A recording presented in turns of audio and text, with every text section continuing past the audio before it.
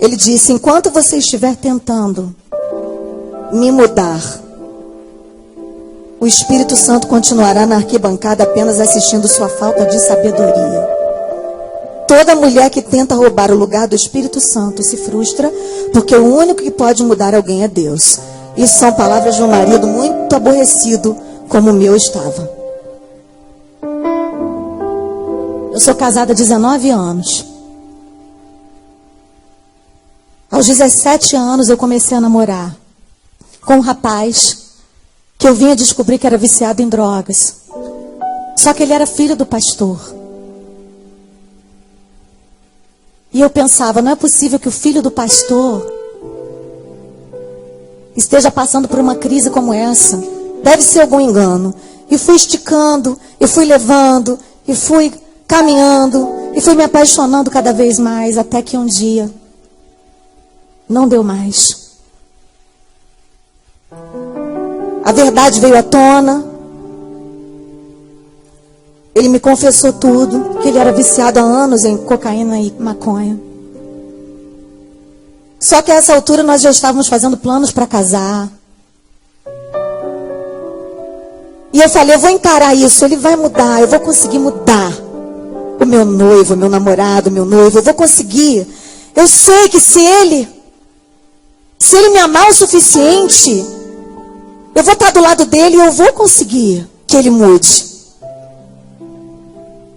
E queridas, acreditem, eu tentei de todas as formas, mas não consegui.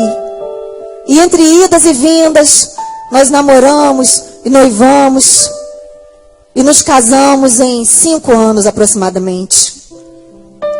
Perto do casamento, o Odilon teve uma libertação momentânea. Eu tive todas as confirmações que você possa imaginar de Deus para me casar com o Odilon.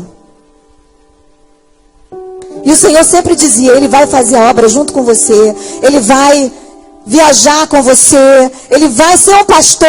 Eu tenho uma promessa na vida dele, eu me agarrei nessa promessa. Eu não aconselho ninguém aqui a namorar, nenhum viciado, ou dar continuidade a um namoro com uma pessoa com problemas dessa natureza, mas eu especificamente tive uma direção de Deus. E eu já estava envolvida com ele. Nós nos casamos no dia 9 de dezembro de 1995. E eu lembro muito bem que naquele dia eu fiquei com medo que ele não fosse. Porque ele tinha tido uma recaída semanas antes do meu casamento. E nós nos casamos, fomos viver a nossa vida. E na primeira semana de casamento, ele olhou para mim e disse assim, Eixla, você quer continuar casada comigo? Então eu quero te dizer uma coisa, olha bem nos meus olhos. Eu nunca vou largar a cocaína. Eu já tentei durante todos esses anos da minha vida. Já faz 10 anos que eu vivo assim. Minha mãe já orou por mim, tudo quanto é pastor já orou por mim. Eu já passei por casa de recuperação. E não adianta que eu não vou conseguir. Se você quiser ser a minha esposa, você vai ter que se conformar com isso. Durante todos os dias, queridas, do meu primeiro ano de casamento, o meu marido chegou em casa 3 horas da manhã, 4 horas da manhã. Tinha dia que eu sofria tanto, que eu chorava tanto, que eu vomitava, eu passava mal, sozinha dentro de casa. Mas alguma coisa me fortalecia, e era o Espírito Santo, para que eu não fosse correndo para a casa dos meus pais contar para eles. Porque eu pensava assim, quando meu marido for liberto, o meu pai e a minha mãe não podem estar contaminados. Eles precisam aceitar o meu marido liberto. Não podem ter ressentimentos, então eu não vou contar para eles o que eu estou passando. Embora eles soubessem e estivessem orando para mim em segredo, orando por mim em secreto, os pais do Odilon, os meus pais e todos os meus intercessores, eu não falava com ninguém. Eu tinha uma amiga com quem eu me abria, que era a irmã Sara, uma mulher mais velha, uma mulher experiente, que já havia sofrido muito na sua vida, no seu casamento, e ela sabia exatamente o que eu estava passando, e eu ligava para ela nas madrugadas, e ela só largava o telefone quando o Odilon entrava a porta dentro. Tinha vezes que eu dizia, Espírito Santo, me revela onde ele está, porque eu sinto que ele vai morrer. Aí eu saía de casa e ia procurar o Odilon nos lugares que eu achava que ele poderia estar possivelmente. Já busquei ele em boca de fumo. Já busquei ele na casa de amigos onde ele estava ali passando a noite cheirando como um animal. Às vezes ele ficava dias nessa situação, sem tomar banho, totalmente entregue nas mãos do diabo. Eu sei que tem gente aqui que sabe exatamente do que eu estou falando, porque já viveu ou vive isso com alguém muito próximo. Mas eu não cansava de tentar fazer o Odilon mudar com as minhas próprias forças. E eu não estava percebendo quanto eu estava tomando o lugar do Espírito Santo. Teve uma vez que a gente brigou tanto, mas tanto, queridas, que a vizinha foi lá no meu sogro, escreveu uma carta e mandou para ele, a minha vizinha de parede com parede. E falou assim, a carta dizia assim no começo: Pastor José Santos, eles vão se matar. E detalhou as nossas brigas.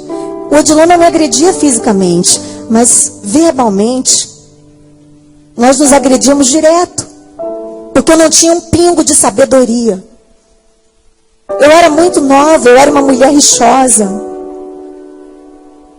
Meu sogro chamou a gente para conversar, e quando a gente chegou lá no gabinete, ele falou: Odilon, o meu sogro é também sogro do pastor Silas Malafaia, ele é pai da Elisete Malafaia. Ele chegou e falou assim: você já me viu gritando com a sua mãe, meu filho? O Odilon falou: não, papai. Ele chegou para mim e falou: Estila, você está acostumada a ver os seus pais gritarem? Eu falei: toda hora meu pai grita, minha mãe grita lá em casa, todo mundo grita. Porque todo mundo é nordestino, a gente está acostumado a gritar. E o seu filho acha que eu estou gritando com ele toda hora que eu falo um pouquinho mais alto. Se eu fizer uma cara feia, ele acha que eu estou querendo mandar nele. Mas às vezes eu queria mesmo, sabe? E eu queria que ele fosse transformado pelo poder do meu amor.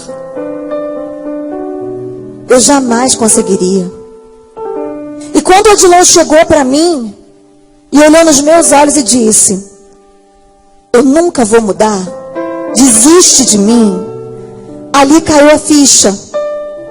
Ali eu entendi que definitivamente eu não tinha mais armas para usar naquela batalha. Não minhas, não armas naturais, não armas que eu estivesse usando até então, que eu precisaria buscar essas armas em Deus. Ali o Espírito Santo me mostrou tudo. E eu entendi que para trazer o céu para dentro da minha casa, eu precisaria ser a adoradora que Deus me chamou para ser. Porque até então, eu era apenas uma cantorinha que subia nos púlpitos para cantar bonitinho, mas não vivia de fato o que eu cantava. Porque um verdadeiro adorador, ele traz o céu para dentro da sua casa, e não existem cadeias que resistam a uma verdadeira adoração. Não por muito tempo. E eu lembro que àquela altura eu já estava preparando o meu novo CD, que seria o Tira-me do Vale. Na verdade era o meu primeiro CD. Eu tinha gravado um disco, um vinil. Lembram do vinil? Quem é da época do vinil aqui? Pois é, eu também sou. E o meu primeiro disco era esse vinil, que a gravadora não chegou a lançar na época. E aí uma outra gravadora me fez uma proposta no meio desse furacão todo que eu estava vivendo.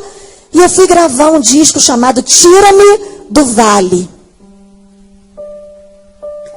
E na preparação desse CD, eu estava vivendo o pior vale da minha vida. Eu estava vivendo o pior momento da minha vida. Lágrimas solitárias, lágrimas de dor, de angústia, de tristeza, de desespero, achando que Deus estava olhando para todo mundo, menos para mim. E que em qualquer vale ele estava presente, menos no meu. E eu lembro que eu olhei para meu esposo e disse assim: eu não vou desistir de você. E a partir daquele dia eu mudei de atitude. Eu decidi que eu seria a melhor mulher do mundo. Eu decidi que eu ia aproveitar cada dia da vida do meu marido. Eu decidi que ele ia querer voltar para casa. Então eu disse para ele assim: a partir de agora, você não usa mais droga na rua. Você vai usar em casa. Porque eu não quero que você morra. Eu quero que você sobreviva para viver as promessas de Deus na sua vida. E ele ria na minha cara. Ao invés de pegar os pacotes de maconha que ele trazia para dentro de casa e jogar no vaso da descarga, eu comecei a ficar do lado dele, esperando que ele usasse. Ele tendo alucinações, vendo coisas, quando usava cocaína, quando usava maconha ficava rindo à toa. E depois ele queria fazer amor comigo. E eu fazia. Já que a gente tem tanta liberdade para falar aqui entre meninas. E eu decidi que eu ia santificar o meu marido através da minha vida. E eu comecei a fechar as brechas dentro da minha casa. E o Espírito Santo foi me dizendo o que eu deveria fazer. E eu não quero fazer disso aqui uma doutrina, nem uma regra para a sua vida, mas eu quero dizer o que Deus falou comigo, e é muito pessoal. E se você quiser usar para a sua vida, você usa. E se você não quiser, eu sei que o Espírito Santo vai te revelar um outro caminho. Mas ele me disse: pare de ver novelas. Eu assistia todas, só quando eu não tinha nada para fazer. Das 3, das 6, das 7, das 9. Que eu sempre arrumava nada para fazer. E ficava diante daquela ilusão, me sentindo frustrada, porque a minha vida não era aquele conto de fadas.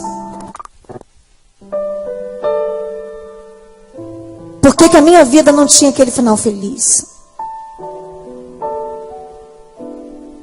E eu decidi abolir isso da minha vida. Eu falei: no lugar da novela agora, eu vou adorar a Deus dentro dessa casa. E cada vez que eu pensava em assistir uma novela, eu ia lá e colocava um louvor. Comecei a substituir todos os meus CDs do mundo por adoração dentro da minha casa. Eu não estou dizendo que você não pode apreciar uma boa música ou colocar uma música bonita para namorar. Porque você não tem que namorar ao som da Exula cantando simplesmente adorar. Ninguém merece esse clima.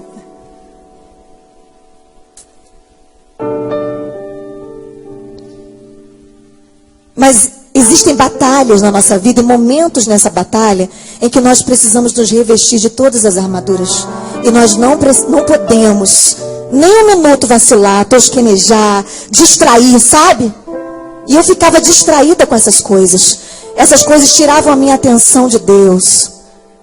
E colocavam a minha atenção no problema. Na luta, no caos, na adversidade, na dificuldade. Cada vez que eu ouvia uma música romântica, eu ficava mais triste, mais deprimida, lembrando mais ainda da minha dor. Então, ao invés de ouvir essas músicas, eu comecei a ouvir adoração. Bem alto dentro da minha casa. E eu não tinha empregada, eu saía limpando a casa, e eu ungia a casa, e limpava a casa, e ungia a minha cama, e o travesseiro onde meu marido deitava, e eu declarava: aqui vai deitar um homem de Deus. E quando ele dormia, eu colocava a mão na cabeça dele também, lambida de óleo. E fazia carinho nele, declarava: homem de Deus, pastor, liberto. Deus vai cumprir as promessas na sua vida. E eu comecei a mudar de atitude, e o meu olhar mudou, porque eu tirei os olhos da minha dor e comecei a olhar só para Jesus. Como essa mulher aqui, ó, que entrou naquele recinto e só tinha olhos para Ele. Toda vez que você entrar no lugar da sua vergonha, da sua adversidade, no lugar onde estiverem os seus inimigos, você tem que tirar os seus olhos deles e tem que mudar o seu olhar para Cristo. E quando você fizer isso, minha querida, a sua perspectiva vai mudar também. Você vai começar a ver o mundo de uma forma diferente. Os seus sonhos vão florescer outra vez. Você vai ter capacidade de acreditar naquilo que Deus prometeu a você. Eu já estava sem fé nas promessas. Eu já não tinha mais fé em nada do que Deus tinha dito. Tudo aquilo que Ele tinha falado sobre o meu casamento estava afundando pelo esgoto. Até que eu percebi que Deus não mente. Nele não há mudança nem sombra de variação. Quando eu comecei a adorar a Deus, Ele começou a se revelar a mim, como Ele fez com essa mulher. Ele olhou para ela e disse: você é especial, olha aqui, eu estou dando atenção para você, tá vendo? Porque Deus sempre dá atenção para uma adoradora. Não adianta quererem se meter com a adoradora. Não adianta quererem se levantar, porque existe um Deus que nos defende. Ele nos defende diante dos homens. Ele nos defende diante dos demônios. Ele ama falar bem de nós. Naquele momento eu creio que os céus se moveram em meu favor. E eu comecei a sentir novas forças. E eu fui para o estúdio botar a voz na canção Tira-me do Vale. E lá no estúdio já fazia mais de um ano que eu estava casada nessa situação. Lá no estúdio eu me tranquei no banheiro.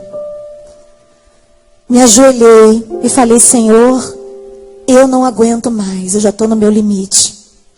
Já faz 7 anos, desde que eu comecei a namorar o Odilon, que eu sofro com essa situação. Toda a minha juventude tem sido marcada por isso. Eu não posso mudar o meu passado, mas Senhor, o meu futuro ainda está intacto. Está nas tuas mãos, Deus, e eu quero viver as tuas promessas. Eu vou cantar agora, tira-me do vale, mas eu preciso que o Senhor me tire desse vale. Eu preciso viver isso que eu estou cantando. E eu fui lá para o estúdio, gravei, fui para casa, e quando eu cheguei lá, mais uma vez, o Odilon não estava. Eu esperei até 3 horas da manhã, e quando ele chegou, ele correu porta dentro, se ajoelhou no pé da minha cama e disse para mim: Êxla, bota a mão na minha cabeça e faz uma oração por mim. E diz para Deus que Ele pode me levar se Ele não me transformar. Mas eu não quero continuar desse jeito. Eu não aguento mais. Enquanto eu estava orando lá no estúdio, o Senhor estava movendo tudo lá na favela, no morro onde ele estava. Teve tiroteio, teve bala para tudo que é lado. Ele se viu no meio do caos. Ele já tinha passado por isso várias vezes, inclusive comigo do lado. Mas dessa vez, o Espírito Santo falou com ele de uma forma diferente. Porque eu saí da frente e deixei Deus ser Deus na vida dele. Enquanto eu tentei tomar o lugar na vida do meu marido, o Espírito Santo ficou na arquibancada assistindo. Na hora em que eu decidi que eu ia sair da frente de Deus, ia ser auxiliadora idônea e fiel que o Senhor tinha me criado para ser, Deus fez a obra. Eu saí dali, fiz a oração de entrega, foi uma das orações mais difíceis que eu já fiz na minha vida. Entreguei o meu marido para Deus, o amor da minha vida. E eu sabia que aquela oração era real. Que se ele não fosse transformado, o Senhor o levaria. Porque Deus já havia falado comigo. Mas eu cria que o Senhor podia me surpreender. Você crê que Deus pode te surpreender? Você ainda crê nisso? Se você não crê, hoje Ele vai renovar a tua esperança.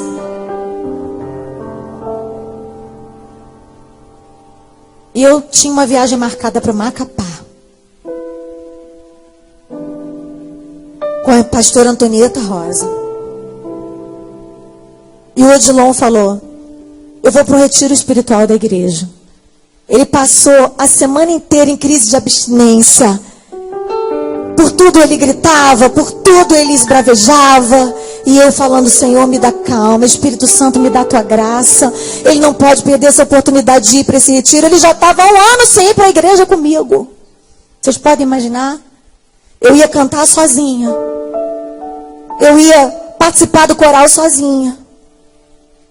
Eu me envolvi com todos os departamentos da igreja, mas eu ia sozinha. E eu falava: meu Deus, quando é que meu marido vai me acompanhar de novo? Como é que eu posso ser uma cantora, uma adoradora, tendo um marido que eu vou deixar em casa, e quando eu voltar ele não vai estar porque ele está no morro, ou porque ele está com a casa cheia de amigos usando drogas. Isso é um caos, isso é um inferno. Era esse o retrato da minha vida. Mas quando o Espírito Santo tomou o lugar dele naquela casa, a minha história mudou. Eu fui para o retiro em Macapá, o Odilon, eu fui para um congresso em Macapá, o meu marido foi para um retiro. E nós passamos 4 dias incomunicáveis. Eu não tinha celular, o hotel onde eu estava com a pastora não tinha telefone. O lugar onde meu marido estava também não tinha telefone. E nós ficamos 4 dias assim. No último dia, era um congresso de jovens e era carnaval. Veio aquela dúvida no meu coração e eu pensei, meu Deus, será que o meu marido fugiu do retiro, como ele já fez tantas vezes? Será que ele fugiu e quando eu chegar lá eu vou saber que tudo voltou a ser como era antes? Deus, tem misericórdia de mim. Enquanto eu fazia essa oração, os jovens estavam ajoelhados lá na frente, orando e clamando pelo batismo com o Espírito Santo. E a pastora Antonieta, vem cá orar comigo, vem cá clamar. E eu fui, expulsei aquele pensamento da minha cabeça em nome de Jesus, fui lá para frente, comecei a orar pelos jovens e de repente veio uma irmãzinha rodopiando pelo meio da igreja. E dançando ninja. E eu falei assim, para que isso, meu Deus? A irmã quer dar o recado, para que ela precisa disso tudo? Pedi licença e fui no banheiro. E eu sou pentecostal, tá, irmãos? Eu nascida e criada na Assembleia de Deus. Mas eu não sei o que aconteceu comigo ali, que eu dei lugar. Porque crente também às vezes dá lugar, infelizmente. Eu não sei na sua casa, mas lá na minha sim. E quando eu me tranquei no banheiro, a irmã foi atrás de mim, falando em mistério e rodopiando. E eu estou ouvindo a irmã do lado de fora falando em mistério, e eu estou dentro do banheiro, pensando, meu Deus, e agora? Quando eu abro a porta, a mão dela já vem direto em mim. Minha filha! Por que você está preocupada com aquele que você deixou lá? Quando você chegar lá, você vai ver o que eu fiz na vida dele. Você vai ter uma surpresa. Eu vou cumprir tudo que eu prometi. Todas as promessas. E ele vai ser usado por mim, com você, nessa terra. Aí eu saí dali. Aprendi uma lição, né? Mais uma vez, que eu não posso limitar o Espírito Santo. Que ele age como ele quer, da forma como ele quer. Do jeito que ele quer, rodopiando, dando cambalhota, subindo pelas paredes. E eu agradeci ao Senhor pela oportunidade de ouvir a voz dele, apesar da minha rebeldia e de ter julgado aquela irmã. Agradeci ao Senhor pela palavra, voltei para o hotel, fizemos as malas, fomos para o Rio de Janeiro. 4 horas de voo, né, de Macapá. Quando chegamos no Rio, eu abri a porta de casa, meu marido não estava. Corri para a casa da minha sogra, que era muito perto na época. E quando eu abri a porta, a minha sogra estava com um sorriso desse tamanho nos lábios. Aí eu falei, notícia boa. Ela me abraçou e falou assim, o seu marido foi renovado com o Espírito Santo. Está pipocando no poder de Deus, minha filha. Pode glorificar o Senhor. Deus fez a obra.